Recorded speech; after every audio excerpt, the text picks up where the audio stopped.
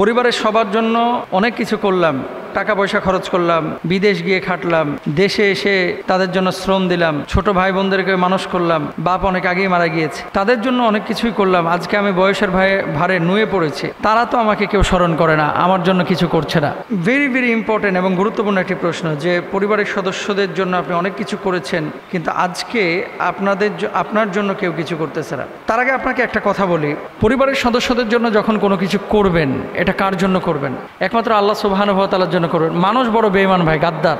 সবাই কিন্তু আপনার প্রতি কৃতজ্ঞ থাকবে না, আপনার অতীতের প্রদত্ত বিষয়গুলোকে মনে রাখবে না। আপনি যে উপকারগুলো করেছেন এই উপকারগুলো অনেকেই কিন্তু মনে রাখবে না। যে কথাটি আপনাদেরকে বলতে চাচ্ছি, পারিবারিক এবং পরিবারের ভরণ পোষণ বহনের জন্য আপনি আল্লাহ সুবহানাহু ওয়া তাআলার কাছে প্রতিদানটা আশা করবেন, মানুষের কাছে না। এবং ম্যাক্সিমাম ক্ষেত্রেই বড় ভাইদের অবদানগুলোকে ছোট ভাইরা স্বীকার করতে চায় না।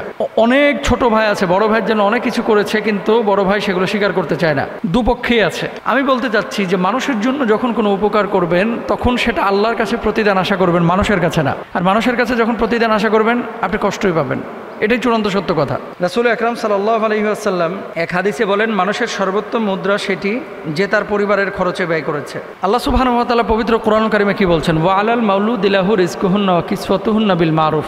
রব্বুল আলামিন সন্তান সন্ততি পরিবার পরিজনের উপরে তাদের যে খরচ, এই খরচটা বহন করার, ব্যয়ভার মেটানোর দায়িত্ব দিয়েছে হচ্ছে স্বামীর উপরে। মানে স্ত্রী কি খাবে, কি পরবে, সন্তান কি খাবে, কি পরবে, এটার দায়িত্ব দেওয়া হয়েছে পুরুষের উপরে, নারীর উপরে না। এখন দেখেন, অনেক ছেলের জন্য বাপ নিজের শখ আহ্লাদ সব কিছু বিসর্জন দেয়, কিন্তু সেই ছেলে বাবার সব বিষয় কি পরবর্তীতে মাথায় রাখে? তাকে হেল্প করে, সাহায্য সহযোগিতা করে না। তো বাবা তো করেছে। তো যারা করে না তারা নিমুখ হারাম, তারা গাদ্দার, তারা বেঈমান। কিন্তু আপনি তো করেছেন।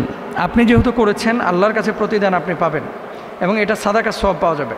আরেকটি হাদিসে রাসূল আকরাম সাল্লাল্লাহু আলাইহি ওয়াসাল্লাম ইরশাদ করেছেন কি, কোনো ব্যক্তি তার পরিবারে যে খরচ করে তাও সাদাকা স্বরূপ, অর্থাৎ এতেও সে সাদাকা সওয়াব পাবে। আরেক হাদিসে হযরত আবু হুরায়রা রাদিয়াল্লাহু তাআলা আনহু থেকে বর্ণিত, রাসূল আকরাম সাল্লাল্লাহু আলাইহি ওয়াসাল্লাম বলেছেন, মহান আল্লাহ সুবহানাহু ওয়া তাআলা বলেন, খরচ করো হে আদম সন্তান, আমিও খরচ করব তোমার প্রতি। বুখারী হাদিস 4961 নম্বর। পরিবারের লোকজনকে কারো মুখাপেক্ষী না করা।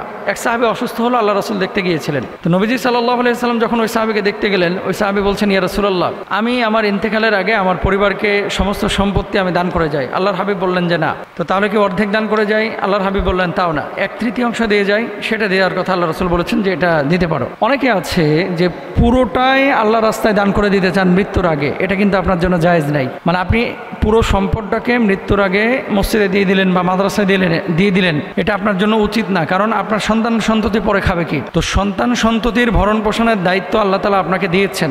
আপনি নিঃস্ব করে শূন্য করে মারা যাবেন এবং ছেলে মেয়েদেরকে ফকিরের মতো রেখে যাবেন, এটা ইসলামে জায়েজ নাই। এটা মাথায় রাখতে হবে। তবে আমরা একটা জিনিস মাথায় রাখবো সবাই, কেউ উপকার করলে এটা যদি মনে রাখি, তাহলে আল্লাহ তাআলাও তার রহমের চাদর আমার উপরে দিবেন। অনেকে কি করে, আরেকজন উপকার করছে, উপকারটা স্বীকারও করি না, তাহলে আপনি যার উপকার করবেন সে স্বীকার করবে না। মানুষ অনেক সময় প্রতিদান চায় না, চায় হচ্ছে কি যে আমার কথাটা স্বীকার করুক। আর স্বাভাবিকভাবেই আল্লাহ তাআলা তো বলেছেন যে ইরহাম মাংফিল, আর যে ব্যক্তি এই জমিনবাসীর উপরে কি করবে, দয়া দেখাবে, ইয়ারহামু মাংফিস সামা, আল্লাহ সুবহানাহু ওয়া তাআলা যিনি আসমানে আছেন তিনি তার প্রতি দয়া করবেন। তাহলে আমরা দয়াদ্র হব, দয়া দেখাবো। আল্লাহ তাআলা আমাদের সবাইকে তৌফিক দান করুন।